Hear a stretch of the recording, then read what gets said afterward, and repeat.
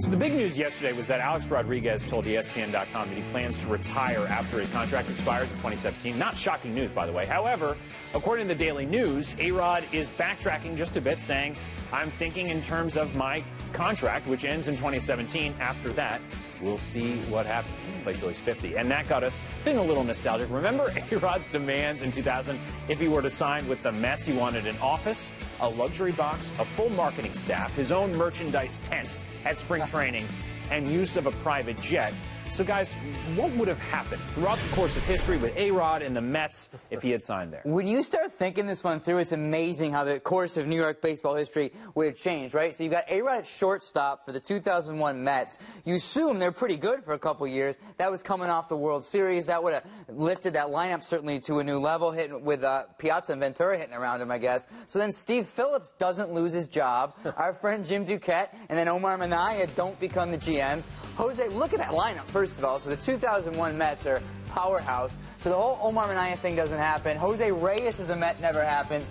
If A-Rod as a Yankee doesn't happen, that's a couple of MVP years that the Yankees didn't have. They don't win the World Series in 09. Cashman doesn't have a job if they don't win the World Series in 09. We're talking like Back to the Future 2 level weird stuff here. If that one thing had gone this is fun. Who knows if he's ever outed as a steroid user, too? I mean, if he's not, maybe, no, it's true. You know, with Yankee, the whole thing, he was on that 2003 list, but still, I have a feeling being a Yankee had something to do with that. But Alfonso Soriano as well would have still been a Yankee. He would have been, yeah. Who knows where his career was. Yeah, I mean, it would have been fascinating because he wanted to be a Met. I mean, Boris put all those demands out there. Hey, look, let's face it, the money was a factor, too. I mean, it kind of made it easy for the Mets to pass on him.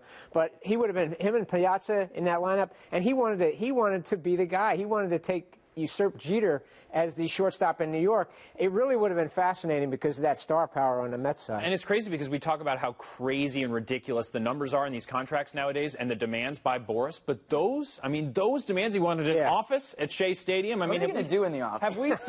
Have we seen anything like that since? No, not really. You know, you see him on Twitter now in his A-Rod Enterprises. He tweets about when he's sitting in the office. He was at the top of the game then, so he could demand what he wanted. But I still think some of that was Boris misreading the level of interest from the Mets, and I'm not sure A-Rod was on board with some of that. Sometimes the player never knows what the agent, when he's going through something like this, what he's telling him.